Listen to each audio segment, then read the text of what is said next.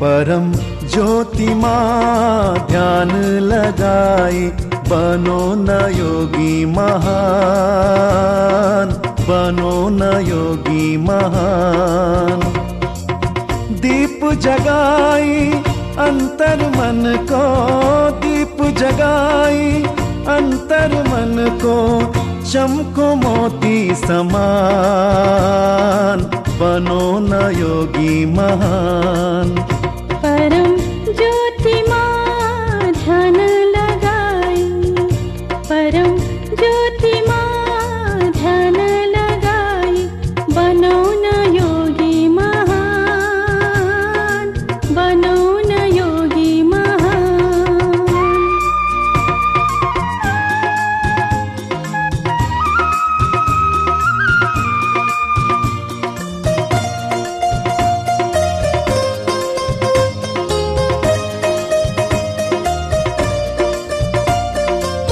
प्रभु चिंतन ले चित्त सुधारो, दिव्यता ल्याओ अब जीवन में। सजाओ गुण ले आत्मा लाई, पवित्र बनाओ मानव जगत लाई। श्रेष्ठ बनाओ अब संस्कार, श्रेष्ठ बनाओ अब संस्कार, करो न सबको कल्याण, बनो न योगी महान। परम ज्योतिमा ध्यान लगाई, परम ज्योतिमा ध्यान लगाई, बनो न योगी महान, बनो न योगी महान।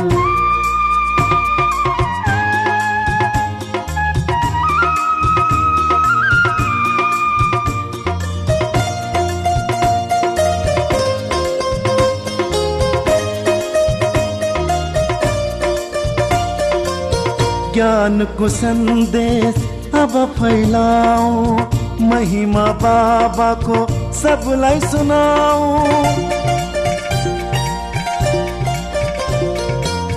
तृप्त गराई सब आत्मा लाई, देवता समान अब बनाओ। ओम शांति को ध्वनि फैलाई, ओम शांति को ध्वनि फैलाई, ल्याओ सुनो ला बिहान, बनो न योगी महान। परम ज्योतिमा ध्यान लगाई, बनो न योगी महान, बनो न योगी महान। दीप जगाई अंतर मन को, दीप जगाई अंतर मन को, चमको मोती समान, बनो न योगी महान। परम ज्योतिमा ध्यान लगाई, परम ज्योतिमा ध्यान लगाई, बनो न योगी महान, बनो न योगी महान, बनो न योगी महान, बनो न योगी महान, बनो न योगी महान, बनो न योगी महान। ओम शान्ति। प्यारे बाबाको आजको महावाणी छ। आज 2078 साल पौष 9 गते शुक्रबार, तदनुसार 24/12/2021। बाबा भन्नुहुन्छ, मिठे बच्चे, बाबाले तिमीलाई स्मृति दिलाउनुहुन्छ। तिमी पावन थियौ, फेरि 84 जन्म लिँदा लिँदा पतित बनेका छौ, अब फेरि पावन बन। बाबा हामीलाई स्मृति दिलाउँदै हुनुहुन्छ, याद दिलाउँदै हुनुहुन्छ कि अहिले जे जस्तो भए तापनि वास्तवमा पवित्र पावन यो सृष्टिमा भनेको हामी आत्माहरू नै थियौँ र अहिले 84 जन्म लिँदा लिँदा बाबा भन्नुहुन्छ फेरि पतित बनेका छौँ, त्यसैले फेरि पावन हामीलाई नै बन्नु छ, किनकि हामी ओरिजिनल हाम्रो स्वरूप भनेकै पावन थियो। त्यसैले जस्तो थियौँ त्यस्तै फेरि हामीलाई बन्नु छ। प्रश्न छ, बेसमझबाट समझदार बन्ने बच्चाहरूसँग बाबाले कुन चाहिँ कुरा सोधेर कुन पुरुषार्थको राय दिनुहुन्छ? बाबा सोध्दै हुनुहुन्छ, हामी को हौँ? समझदार बच्चा, तर हामी पहिला कस्तो थियौँ? बेसमझ। त्यसैले बाबा सोध्दै हुनुहुन्छ कि बेसमझबाट समझदार बनेका बच्चाहरूसँग बाबाले कुन चाहिँ कुरा सोधेर, हामीलाई बाबा कुन चाहिँ कुरा सोध्नुहुन्छ र कुन चाहिँ पुरुषार्थको राय दिनुहुन्छ? बाबाको उत्तर छ, प्यारा बच्चाहरू, मैले तिमीलाई कति धन दिएको थिएँ, तिमीसँग अनगिन्ती धन थियो, फेरि तिमीले त्यो सबै कहाँ गुमायौ? तिमी यति पतित कसरी बन्यौ? बाबा हामीलाई के सोध्दै हुनुहुन्छ कि बाबाले हामीलाई यति धेरै धन दिनुभएको थियो, सम्पन्न बनाउनु भएको थियो, तर आज त्यो छैन। त्यसैले बाबा सोध्नुहुन्छ यो धन सबै हामीले कहाँ गुमायौँ? र साथसाथै कसरी हामी आत्मा यति पावन थियौँ, पूज्य थियौँ, देवी देवता थियौँ, जो अन्तको समयमा पनि सारा आत्माहरूले पूजा गर्छन्, आह्वान गर्छन्। बाबा भन्नुहुन्छ तर फेरि हामी यसरी पतित कसरी बन्यौँ? भारतवर्ष जुन सुनको पन्छी थियो त्यो यस्तो कसरी बन्यो? यो सारा विश्व नै बाबा भन्नुहुन्छ सम्पन्न थियो, सुनको पन्छी अर्थात् कि सम्पन्न थियो भने यो कसरी आज यस्तो बन्यो? अब यसको लागि बाबा हामीलाई राय दिनुहुन्छ। अब बाबाले राय दिनुहुन्छ, प्यारा बच्चाहरू, फेरि पुरुषार्थ गर, राजयोग सिकेर तिमी स्वर्गको मालिक बन।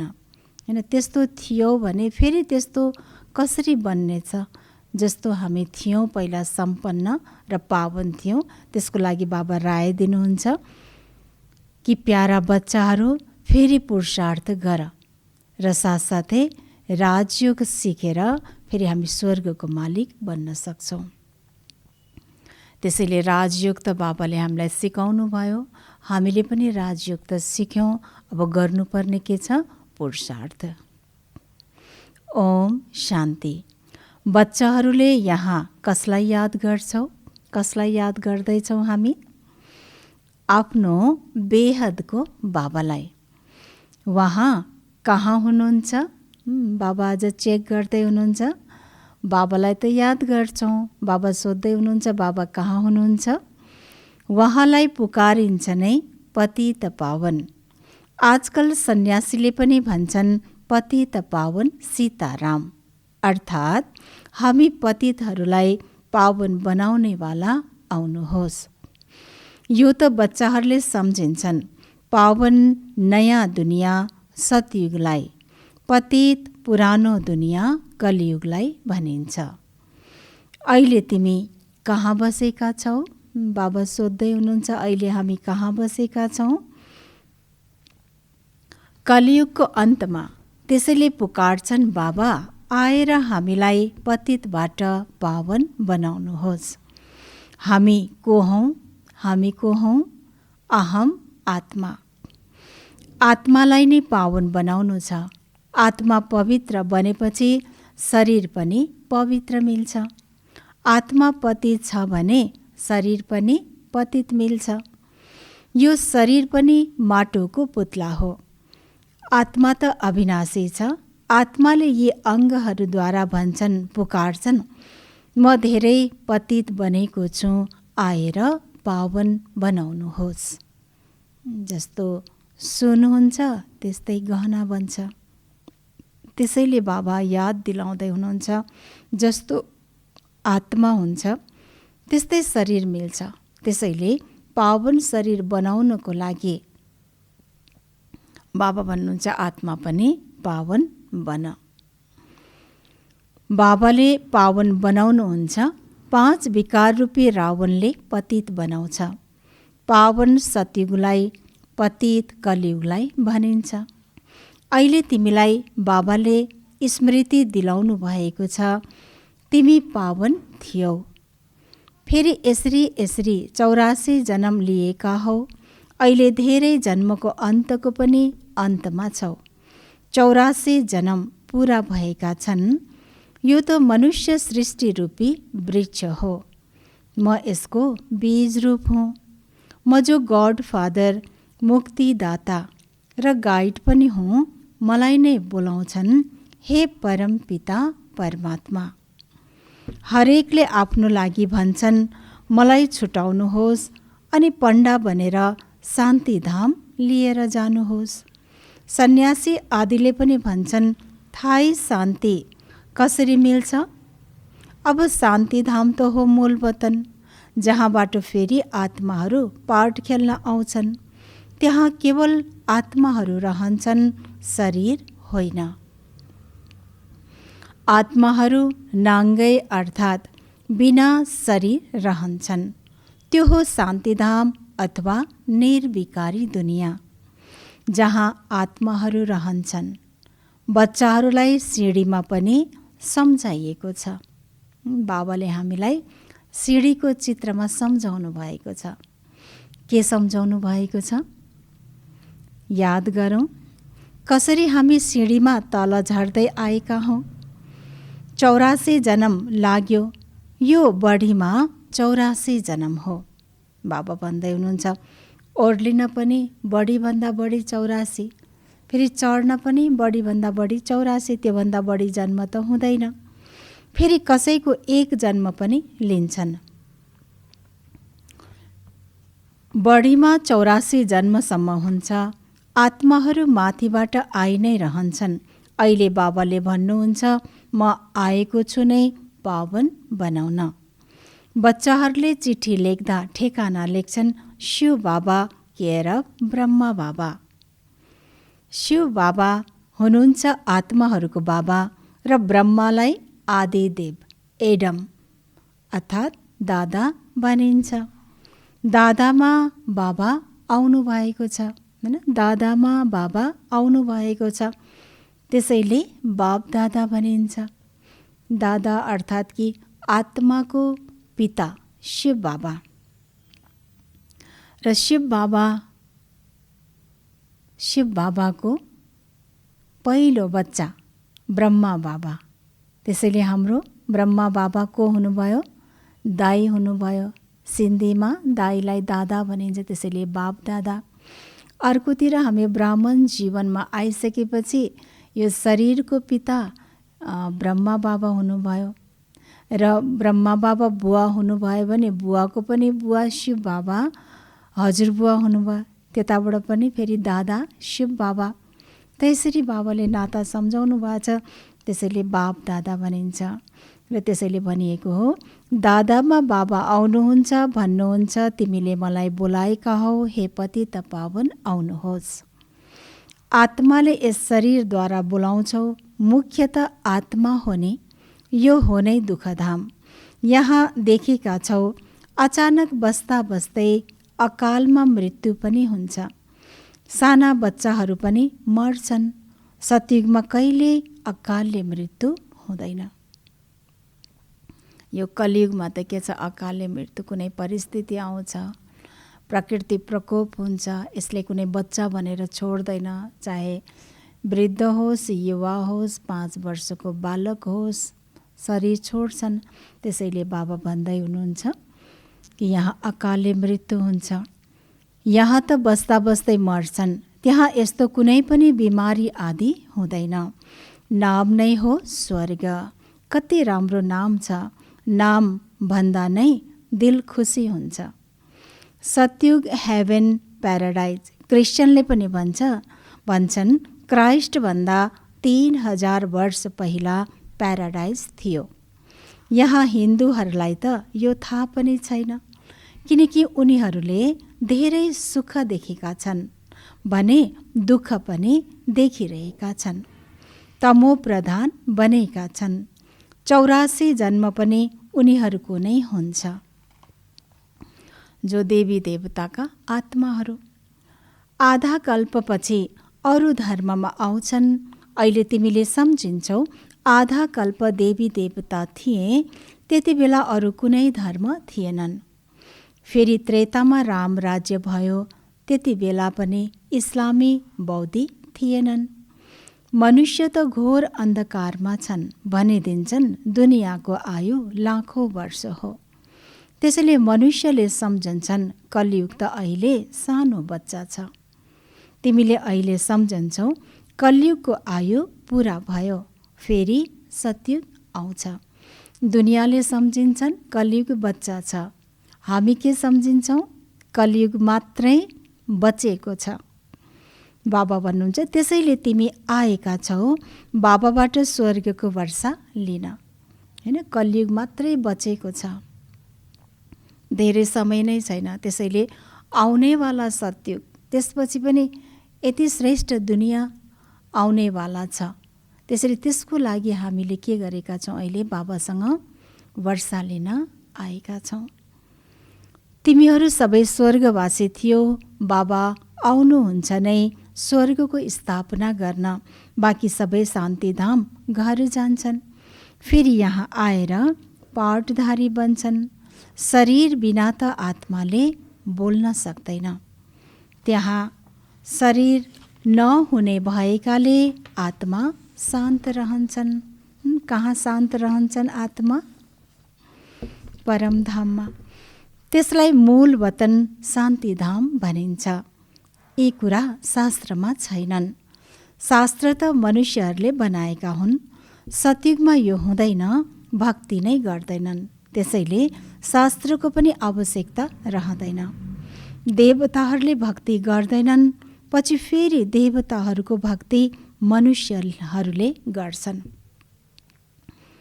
किनकि देवी देवताहरूले भक्ति गर्दैनन्, किनकि भक्ति त देवी देवताहरूको हुन्छ, मनुष्यले गर्छन्।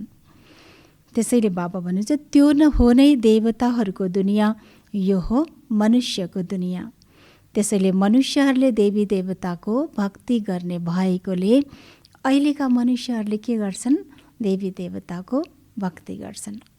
तर सतयुगमा त छ नै देवी देवता, भक्तिको आवश्यकता नै छैन। देवताहरूको राज्य थियो, अहिले छैन। कसैलाई थाहा छैन कहाँ गए, देवी देवताहरू कहाँ गए, कसैलाई थाहा नै छैन।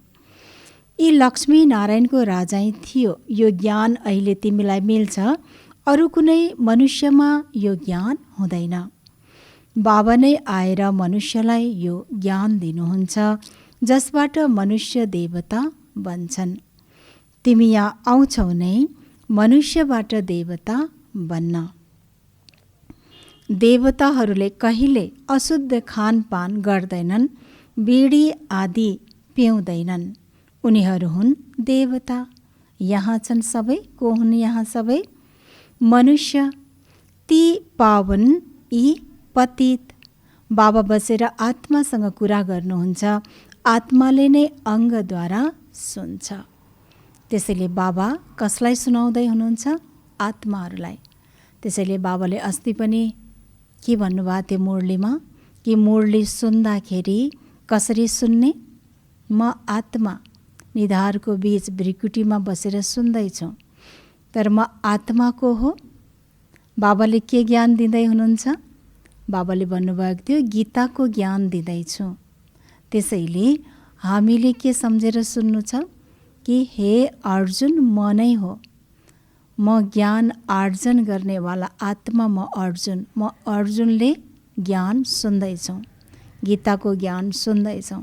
यो स्मृतिमा रहनु। त्यसैले बाबाले याद दिलाउनु भयो कि आत्माले ज्ञान सुन्छ। शास्त्रमा यी कुरा छैनन्। सतयुगमा रावण नै हुँदैन, दुःखको नामै हुँदैन। फेरि बिस्तारै बिस्तारै दुःख सुरु हुन्छ।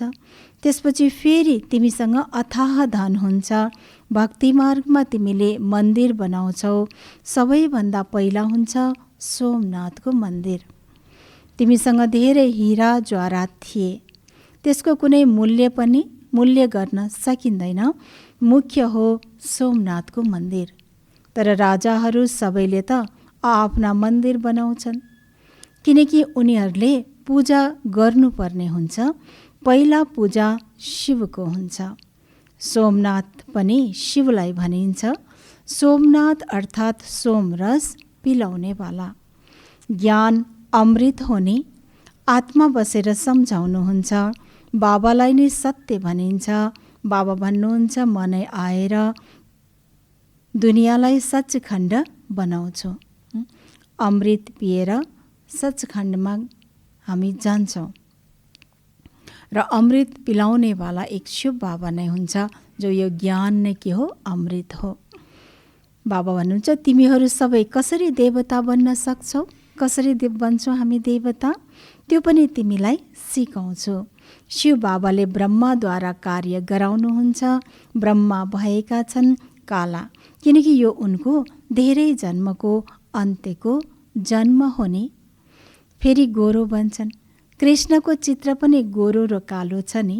म्युजियममा धेरै राम्रा राम्रा चित्र छन्, जसमा तिमीले राम्रोसँग सम्झाउन सक्छौ। तिमीलाई थाहा छ, हामी शान्तिधाम आफ्नो घरमा जान्छौँ। हामी त्यहाँका निवासी हौँ। फेरि यहाँ आएर पार्ट खेल्छौँ। बच्चाहरूलाई सबैभन्दा पहिला यो निश्चय हुनुपर्छ। बाबा भन्दै हुनुहुन्छ, हामी बच्चाहरूलाई सबैभन्दा पहिला यो निश्चय हुनुपर्छ।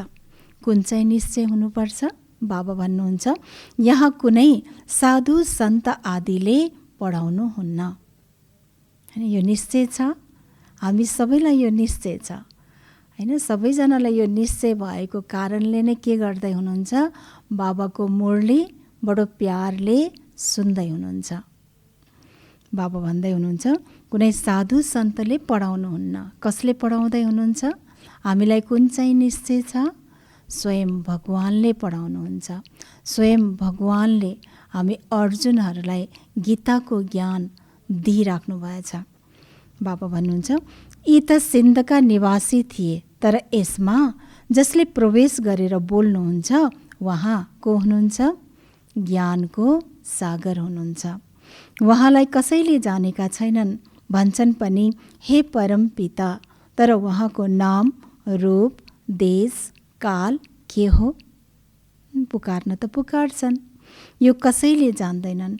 फेरि भनिदिन्छन्, सर्वव्यापी हुनुहुन्छ। अरे परमात्मा कहाँ हुनुहुन्छ?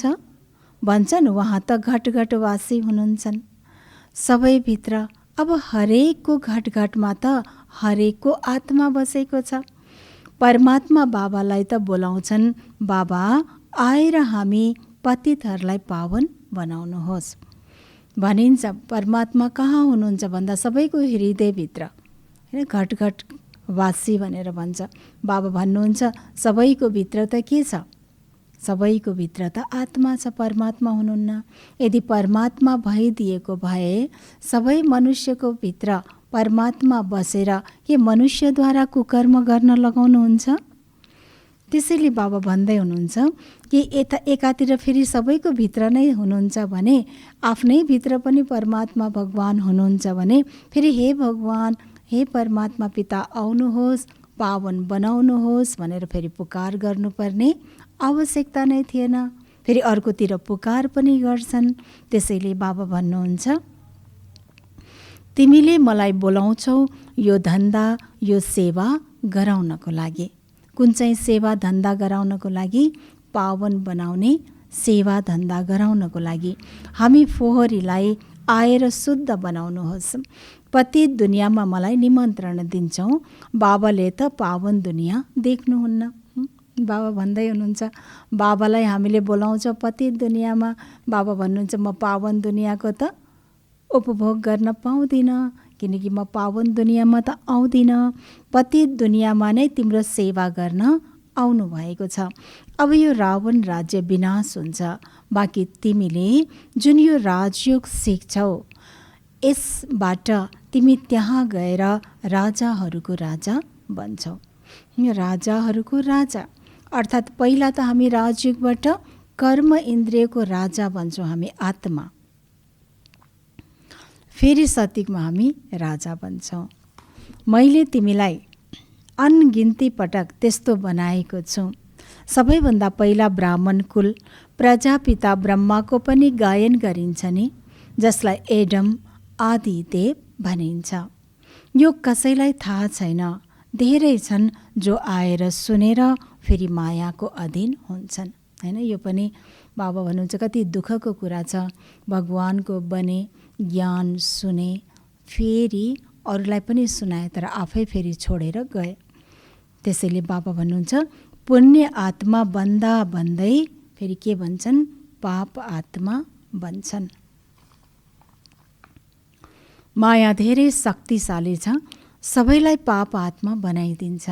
यहाँ कोही पनि पवित्र पुण्य आत्मा छैन। यो कलियुगमा पवित्र आत्मा देवी देवता नै थिए। सबै पतित बनिसकेपछि मात्र बाबालाई बोलाउँछन्। अहिले हो नै रावण राज्य, पतित दुनियाँ। यसलाई भनिन्छ नै काँडाको जङ्गल। सतयुग हो फुलको बगैँचा।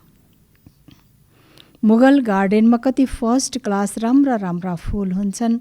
अक्कुको पनि फुल पाइन्छ, तर यसको भिन्नता कसैले बुझ्दैनन्। शिवमाथि अक्कुको फुल किन चढाइन्छ? बाबा सोध्दै हुनुहुन्छ। अरू देवी देवतालाई चढाइँदैन, तर शिवलाई नै भक्ति मार्गमा पनि राम्रो राम्रो फुल चढाइन्छ, तर साथमा अक्कुको पनि फुल चढाइन्छ। र बाबा सोध्दै हुनुहुन्छ किन अक्को फुल चढाइन्छ शिव बाबालाई? यो पनि बाबाले सम्झाउनुहुन्छ। बाबाले हामीलाई सम्झाउनु भएको छ। के सम्झाउनु भएको छ? कि अक्क जस्तो, हैन, यस्तो अक्कको फुलबाट कस्तो दुर्गन्ध आउँछ, अर्थात् कि यो फुल राम्रो हुँदैन, यसमा सुगन्ध हुँदैन। त्यस्तै अक्कको फुल जस्तै हामी आत्माहरू बनिसकेका छौँ। र यस्तो फुललाई पनि, यस्तो आत्मालाई पनि एक बाबा नै हुनुहुन्छ जो स्वीकार गर्नुहुन्छ। स्वीकार गर्नुभयो तब त बाबाले हामीलाई के भन्नुभयो? हामी कस्तो थियौँ? फेरि पनि बाबाले हामीलाई मिठे बच्चे भनेर आफ्नो गोदमा राख्नुभयो। हामीलाई फेरि पावन बनाउनु भयो। त यसरी बाबाले हामीलाई स्वीकार गर्नुभयो। त्यसैले शिवलाई नै अक्को फुल चढाइन्छ। यो बाबाले हामीलाई सम्झाउनु भएको छ। मैले यहाँ पढाउँदा यसमा कोही फर्स्ट क्लास फुल छन्, कोही मोतीका, कोही रतन ज्योति, कोही अक्का पनि छन्। नम्बरवार त छन् नि। यसलाई भनिन्छ नै दुःखधाम मृत्युलोक। सतयुग हो अमरलोक। नयाँ दुनियाँ बनाउने हुनुहुन्छ नै बाबा। उहाँलाई नै ज्ञानको सागर भनिन्छ। उहाँ चैतन्य बीज रूप हुनुहुन्छ। उहाँलाई ज्ञानको सागर भनिन्छ। यस्तो होइन सबैको मनको कुरा जान्नुहुन्छ, अन्तर्यामी हुनुहुन्छ। मनुष्यले यो झुटो कुरा भन्छन्। बाँकी ज्ञान सागर भन्नु ठिक छ। चैतन्य बीज रूप हुनुहुन्छ। सृष्टिको आदि मध्य अन्तलाई जान्नुहुन्छ। त्यसैले ज्ञानको सागर भनिन्छ। सृष्टिको आदि मध्य अन्तको ज्ञान तिमी बच्चाहरूलाई दिइरहनु भएको छ। सतयुग, त्रेता, द्वापर, कलियुग यो चक्र घुमि नै रहन्छ। सङ्गम युगमा दुनियाँ चेन्ज हुन्छ। बाबा भन्दै हुनुहुन्छ सङ्गम युगमा नै यो सृष्टि परिवर्तन हुन्छ। अहिले हामी कहाँ छौँ? अहिले तिमी सङ्गम युगमा खडा छौ र तिमी राजयोगी हौ। बाबा अहिले हामीलाई राजयोग सिकाउनु भएछ र अहिले हामी राजयोगी बनेका छौँ। बाबा बसेर पढाउनुहुन्छ। जो बाबाका बच्चा बन्छन् उनीहरूले राजयोग सिक्छन्। सबैभन्दा पहिला मुख्य कुरा यो बुझ्नुपर्ने छ, बाबा पनि हुनुहुन्छ। अनि फेरि बाबा को हुनुहुन्छ? फेरि सुप्रिम शिक्षक पनि हुनुहुन्छ, सुप्रिम फादर पनि हुनुहुन्छ। अहिले तिमीलाई शिव बाबाले पढाउनुहुन्छ। उहाँ तिम्रो सद्गुरु पनि हुनुहुन्छ। तिमीहरू सबैलाई फर्काएर लैजानुहुन्छ, जसलाई शिवको बरियात भनिन्छ। सबै भक्तहरूलाई भगवानले पढाएर स्वर्गवासी बनाइदिनुहुन्छ। यो कुरा कुनै शास्त्रमा छैन। शास्त्र त यी दादाले धेरै पढेका छन्, बाबाले पढ्नुहुन्न। बाबा त स्वयं सद्गति दाता हुनुहुन्छ। उहाँलाई त कुनै शास्त्र पढ्ने आवश्यकता नै छैन, किनकि शिव बाबा त ज्ञानको सागर। उहाँलाई कुनै शास्त्र पढ्नुपर्ने आवश्यकता नै छैन। केवल नाम लिनुहुन्छ, त्यो पनि केवल गीतालाई। सर्वशास्त्रमै शिरोमणि गीता भगवानले उच्चारण गर्नुभएको हो। तर भगवान कसलाई भनिन्छ यो भक्तहरूले जानेका छैनन्। बाबालाई सर्वव्यापी भनिदिन्छन्। के भयो त यो? बाबा भन्नुहुन्छ यो ग्लानी गर्नु जस्तै हो। बाबाको कति इन्सल्ट, कति अपमान भयो। बाबाको ग्लानी गर्छन्, त्यसैले पतित बन्छन्। फेरि पावन कसले बनाउँछ? जसलाई यति ग्लानी गरेका छन् उहाँ नै आएर पावन बनाउनुहुन्छ। त्यसैले त बाबाले के भन्नुहुन्छ? म अपकारीमाथि पनि उपकार गर्छु भन्नुहुन्छ। मैले निष्काम सेवा गर्छु, तिमीलाई विश्वको मालिक बनाउँछु। म बन्दिनँ। स्वर्गमा अरू कुनै धर्म हुँदैन, ती सबै पछि आउँछन्। क्रिस्चियनहरूले स्वयं भन्छन् 3000 वर्ष पहिला स्वर्ग थियो, अरू कुनै धर्म थिएन। हामी आत्माहरू शान्तिधाममा थियौँ। यी कुरा कुनै शास्त्रमा छैन। बाबाले यस ज्ञानद्वारा सद्गति गर्नुहुन्छ, जसको नाम गीता राखिएको छ। बाबा भन्दै हुनुहुन्छ बाबाले यही ज्ञानद्वारा नै हामी आत्माहरूको सद्गति गर्नुहुन्छ। बाबालाई बोलाउँछन्, आएर यहाँबाट स्वर्गमा लिएर जानुहोस्। पुरानो दुनियाँको विनाश हुन्छ। प्राकृतिक प्रकोप, तुफान जोडसँग आउनेछन्। बाबाले आएर बेसमझलाई समझदार बनाउनुहुन्छ। बाबा हामीलाई समझदार बनाउनुहुन्छ र समझदार बनाउनु भएर हामीलाई स्वर्गको लायक बनाउनु भएर स्वर्गमा लिएर जानुहुन्छ। बाबा भन्नुहुन्छ मैले तिमीलाई कति धन दिएको थिएँ। फेरि बाबा याद दिलाउँदै हुनुहुन्छ, अनगिन्ती धन थियो, सबै कहाँ गुमायो? बाबा सोध्दै हुनुहुन्छ कहाँ गुमायो? बेहदको बाबाले सोध्नुहुन्छ कहाँ के गर्यो? बाबा आज प्रश्नमाथि प्रश्न। गुमायो त गुमायो, कहाँ के गरेर गुमायो? त्यो फेरि बाबा सोध्दै हुनुहुन्छ। तिमी यति गरिब बन्यौ, अनि यति गरिब हामीले कसरी बन्यौ? आधा कल्पदेखि धन गुमाउँदा गुमाउँदा तिमी पतित बनेका छौ। दुनियाँ जुन सुनको पन्छी थियो सो अब के बनेको छ? फेरि पतित पावन बाबा आउनु भएको छ, राजयोग सिकाइरहनु भएको छ। त्यो हो हठयोग, यो हो राजयोग। यो राजयोग त दुवैको लागि हो। त्यो त केवल पुरुषले मात्रै सिक्छन्, हैन? यो योग दुनियाँमा योग जो हठयोग छ पुरुषले मात्रै सिक्छन्। बाबा भन्नुहुन्छ यो राजयोग त सबैको लागि हो, चाहे स्त्री, चाहे पुरुष, चाहे भाइ होस्, चाहे बहिनी होस्, माता होस्, सबैको लागि। अब बाबा भन्नुहुन्छ पुरुषार्थ गरेर स्वर्गको मालिक बनेर देखाउनु छ। बाबाले त हामीलाई राजयोग सिकाउनु भयो, राजयोग त हामीले सिक्यौँ। तर जुन बताइएको छ राजयोगबाट मनुष्य देवता बन्छ। त्यसैले बाबा भन्नुहुन्छ अब पुरुषार्थ गरेर हामीले देखाउनु छ बाबालाई कि स्वर्गको मालिक बनेर देखाउनु छ। यस पुरानो दुनियाँको त विनाश हुनु नै छ, बाँकी थोरै समय छ। लडाइँ पनि सुरु हुन्छ। तिम्रो कर्मातीत अवस्था भइसकेपछि र स्वर्गमा जान लायक बनेपछि एटोमिक बम प्रयोग गर्नेछन्। बम्स त बनिसकेको छ, तर बाबा भन्दै हुन्छ त्यो त्यति बेला युज गर्छ जब हामी कर्मातीत अवस्था पाउँछौँ। र अब मिसाइल्स बम्सहरू युज गर्यो कि गर्यो, यस्तो समय छ। त्यसैले बाबा भन्नुहुन्छ कि अब हामीले कर्मातीत अवस्था प्राप्त गर्नु छ। वर्तमान समय यही चलिरहेको छ। त्यसैले बाबाले आज विशेष हामीलाई पुरुषार्थमा जोड दिनुभयो कि यस्तो किसिमको पुरुषार्थ गरेर कर्मातीत अवस्था प्राप्त गर्ने समय छ। त्यतिन्जेलसम्म बमहरू बनाइरहन्छन्। बाबाले फेरि पनि बच्चाहरूलाई भन्नुहुन्छ। बाबा के भन्नुहुन्छ फेरि? यादको यात्रा गरिराख, यसमा नै मायाले विघ्न पार्छ। त्यसैले ज्ञान सागरको ज्ञान त अथाह छ। बाबाले यति धेरै ज्ञान हामीलाई दिनुभयो आज पनि। तर लास्टमा घुमी फेरि आएर फेरि बाबाले के भन्नुभयो अन्तमा? कि यादको यात्रा गरिराख।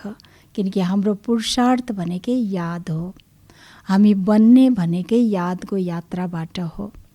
किनकि हाम्रो विकर्म विनाश हुने पनि यादबाटै हो। दिव्य गुणको धारणा गर्ने शक्ति पनि यादबाटै आउँछ। त्यसैले बाबा भन्दै हुनुहुन्छ कि म फेरि पनि भन्दैछु, फेरि पनि के भन्दै हुनुहुन्छ बाबाले? कि यादको यात्रा गरिराख। यादको यात्रा गर मात्रै पनि भन्नु भएन, के भन्नुभयो? गरिराख। अर्थात् त्यसैले त बाबाले हामीलाई के भन्नुहुन्छ? कुनै बाबालाई याद गर्नको लागि कुनै आसन लगाउनु पर्दैन। के गर्नु छ? खाँदा पिउँदा सुत्दा उठ्दा हिँड्दा डुल्दा हरेक कर्म गर्दा बाबालाई याद गर्नु। त्यसैले बाबा भन्नुहुन्छ यादको यात्रा गरि नै राख। यसमा नै के गर्छ फेरि? मायाले विघ्न पार्छ। त्यसैले ध्यान दिनु छ। मेरो यादको यात्रा कहीँ टुट्न त गएन, यो हामीले ध्यान दिनु छ। अच्छा, मिठे मिठे सिकिलदे बच्चाहरूप्रति मात पिता बाप दादाको याद प्यार एवं गुड मर्निङ। रुहानी बाबाको रुहानी बच्चाहरूलाई नमस्ते। हामी रुहानी बच्चाहरूको रुहानी बाप दादालाई याद प्यार गुड मर्निङ। नमस्ते बाबा, नमस्ते। धारणा नम्बर 1मा छ, देवता बन्नु छ, त्यसैले खानपिन धेरै शुद्ध हुनुपर्छ, अशुद्धिलाई त्यागिदिनु छ। किनकि जस्तो अन्न हामी सबैलाई थाहा छ त्यस्तै के हुन्छ? मन हुन्छ। जस्तो मन हुन्छ त्यस्तै फेरि हामीबाट कर्म हुन जान्छ। त्यसैले बाबा भन्दै हुनुहुन्छ हामी बन्नेवाला देवता हौँ, देवता बन्नु छ। त्यसैले के गर्नु छ? अन्नको खानपानको नै शुद्धिकरण गर्नु छ र जुन अशुद्धि भोजनहरू छ त्यसलाई के गर्ने? त्याग्नु छ। दोस्रो छ फर्स्ट क्लास फुल बन्नु छ, स्वर्गमा जानको लागि पुरा लायक बन्नु छ, कर्मातीत अवस्था बनाउनको लागि पुरुषार्थ गर्नु छ। बाबा भन्दै हुनुहुन्छ कि फर्स्ट क्लास फुल बन्नु छ। त्यसैले फर्स्ट क्लास फुल अर्थात् आत्मा एकदम प्योर दिव्य गुणले भरेको, ताकि सबैलाई हामी कर्मबाट सुख दिन सकौँ, खुसी दिन सकौँ, हिम्मत दिन सकौँ। यो अहिले नै हामी बन्नु छ र यसरी स्वर्गको लागि लायक बन्नु छ र कर्मातीत अवस्था बनाउनको लागि नै बाबा विशेष हामीलाई के भन्दै हुनुहुन्छ? पुरुषार्थ गर्नु। बाबाको वरदान छ श्रेष्ठ कर्मद्वारा स्मरण योग्य बन्ने योग युक्त युक्ति युक्त भव। श्रेष्ठ कर्मद्वारा स्मरण योग्य बन्ने योग युक्त युक्ति युक्त भव। तिम्रो एक एक कर्म जति श्रेष्ठ हुन्छ त्यति नै तिमीलाई श्रेष्ठ आत्माको रूपमा स्मरण गर्नेछन्। हैन, वास्तवमा हुन पनि हो। कसैले पनि कसैलाई याद गर्छन् भने के को आधारले याद गर्छन्? कुनै शरीरको बाहिरी रूपबाट होइन, उसको कर्मको आधारमा याद गर्छन्। त्यसैले बाबा याद दिलाउँदै हुनुहुन्छ हाम्रो एक एक कर्म जति श्रेष्ठ हुन्छ त्यति नै हामीलाई श्रेष्ठ आत्माको रूपमा सबैले याद गर्छन्। भक्तिमा नामको स्मरण गर्छन्, तर यहाँ जो श्रेष्ठ आत्माहरू छन् उनको गुण र कर्मलाई उदाहरण दिनको लागि स्मरण गर्छन्। आखिर यो दुनियाँमा पनि त्यही त हो नि होइन। बाबा भन्दै हुनुहुन्छ भक्तिमा त नामले मात्रै स्मरण गर्छन् होइन, नामले मात्रै पुकार गर्छन्, नामले मात्रै याद गर्छन्। तर यहाँ बाबा भन्दै हुनुहुन्छ जसले श्रेष्ठ कर्म गर्छन् उनीहरूको गुण र कर्मलाई के गर्छन् उदाहरण दिएर फलाना जस्तै बन्नु छ, फलाना जस्तै बन्नु छ, त्यसैले यसरी स्मरण गर्छन्। त्यसैले बाबा भन्नुहुन्छ त्यसैले तिमी श्रेष्ठ कर्मको आधारमा स्मरण योग्य बन्दै जान्छौ। यसको लागि योग युक्त बन। त श्रेष्ठ कर्मको आधारबाट नै हामी के भन्छौँ स्मरण योग्य बन्छौँ। र यो स्मरणको लागि श्रेष्ठ कर्म चाहियो र त्यो श्रेष्ठ कर्म गर्ने आधार के हो त योगको शक्ति। किन भन्दाखेरि जति जति हामी योग गर्छौँ त्यति आत्मा हामी शक्तिशाली बन्छौँ, त्यति आत्मा हामी प्योर बन्छौँ र श्रेष्ठ कर्म गर्न सक्छौँ, सबैलाई सुख दिन सक्छौँ, खुसी दिन सक्छौँ, हिम्मत दिन सक्छौँ। कसैले नराम्रो गर्छ भने पनि त्यसलाई हामीले माफ गर्न सक्छौँ। त यो सबै केबाट आउँछ योगबाट, बाबाको यादबाट, किनकि शक्ति चाहिन्छ, सजिलो छैन। त्यसैले बाबा भन्नुहुन्छ नि अपकारीमाथि उपकार गर्नु। जस्तो सुकै समस्यामाथि पनि समस्या आइलाग्दाखेरि पनि हाँसेर अगाडि बढ्नु, त यो सजिलो त छैन नि। त यसको लागि के चाहिन्छ शक्ति चाहिन्छ र त्यो शक्ति कहाँबाट आउँछ बाबाको यादबाट आउँछ। त्यसैले योग नै के हो योग एक बल हो। त्यसैले बाबा भन्नुहुन्छ यसको लागि योग युक्त बन। योग युक्त बनेपछि हर संकल्प शब्द वा कर्म अवश्य युक्तियुक्त हुन्छ। जति जति हामी योग युक्त बन्छौँ, आत्मा जति शक्तिशाली बन्छौँ, त्यति नै हाम्रो सङ्कल्प पनि के हुन्छ श्रेष्ठ हुन्छ, सङ्कल्प पनि हाम्रो प्योर हुन्छ र त्यसको साथसाथै शब्द र कर्म पनि हाम्रो के हुन्छ युक्तियुक्त हुन्छ। उनीहरूबाट अयुक्त कर्म वा सङ्कल्प हुनै सक्दैन। यी पनि कनेक्सन छ, यो पनि कनेक्सन छ। अर्थात् कि बाबा भन्दै हुनुहुन्छ त यसरी श्रेष्ठ कर्मको आधार सङ्कल्प हो र यो श्रेष्ठ कर्म सङ्कल्प यसको लागि नै हामीलाई के चाहिन्छ त शक्ति चाहिन्छ जुन बाबाको यादबाट आउँछ। त्यसैले बाबाले आज विशेष हामीलाई वरदानमा योग युक्त युक्तियुक्त बन भनेर हामीलाई वरदान दिनुभयो। अर्थात् योग युक्त युक्तियुक्त भव भन्नुभयो। त त्यसैले यो साराको आधार नै के हो त योग युक्त। त्यसैले त बाबाले हामीलाई अन्तमा के याद दिलाउनु भयो कि बाबालाई याद गरी नै राख, अर्थात् निरन्तर गरिराख।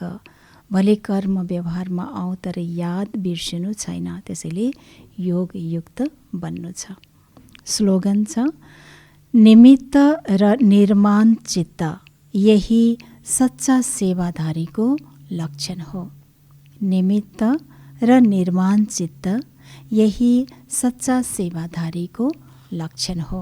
सेवाधारी त सबै छन्, सेवा त सबैले गर्छन्, तर विशेष हामीलाई के भन्नु छ सच्चा सेवाधारी। त्यो सच्चा सेवाधारी बन्नको लागि नै के हुनु पर्यो निमित्त। करण कराउनहारको हुनुहुन्छ बाबा हुनुहुन्छ, बाबा गराउँदै हुनुहुन्छ र म को हुँ म मात्रै निमित्त हुँ। जब यो निमित्त भाव आउने बित्तिकै फेरि हामीमा के आउँछ निर्माण आउँछ। हामी कसैमा पनि अहम आउँदैन, गर्दा गर्दै पनि अहम आउँदैन, निर्माणता आउँछ। त्यसैले बाबाले बताउनु भयो कि यो नै के हो त सच्चा सेवाधारीको लक्षण हो। त्यसैले सच्चा सेवाधारी बन्नु छ। दुनियाँमा सेवाधारी धेरै छन्, तर बाबा हामीलाई यो समयमा सच्चा सेवाधारी बनाउँदै हुनुहुन्छ। र यो थियो विशेष बाबाको आजको महावाणी र ज्ञान सागर शिव बाबाले हामीलाई कति धेरै ज्ञान दिनुभयो। ज्ञान रतनले हाम्रो बुद्धि रूपी झोली भर्नुभयो। तर घुमिफिरी बाबा अन्तमा कहाँ आउनुभयो बाबाको यादमा, किनकि वरदानमा पनि त्यही छ याद नै छ। र जुन स्लोगनमा छ हामीलाई फेरि बाबाको निमित्त सम्झिन्छौँ तब त बाबाको याद आउँछ। किनकि करण करावनहार बाबा हुनुहुन्छ। त्यसैले घुमिफिरी बाबा नै याद आउँछ। जति जति बाबालाई याद गर्दै जान्छौँ हाम्रो कर्म पनि श्रेष्ठ बन्दै जान्छ। त यसरी हाम्रो पुण्यको खाता भाग्य पनि जम्मा हुँदै जान्छ। त्यो थियो बाबाको मुरली सारा दिन। हजुरहरूले यसलाई मनन चिन्तन गर्नु नै हुनेछ र आज सारा दिन हामी यही ध्यान दिन्छौँ कि हरेक कर्म गर्दा निरन्तर कि म बाबाको यादमा रहेँ, कि मायाले कतै मलाई धोका त दिएन, माया त आएको छैन। त यो कुरालाई ध्यान दिँदै हामी सारा दिन कर्म व्यवहारमा रहनेछौँ। ओम शान्ति, ओम शान्ति।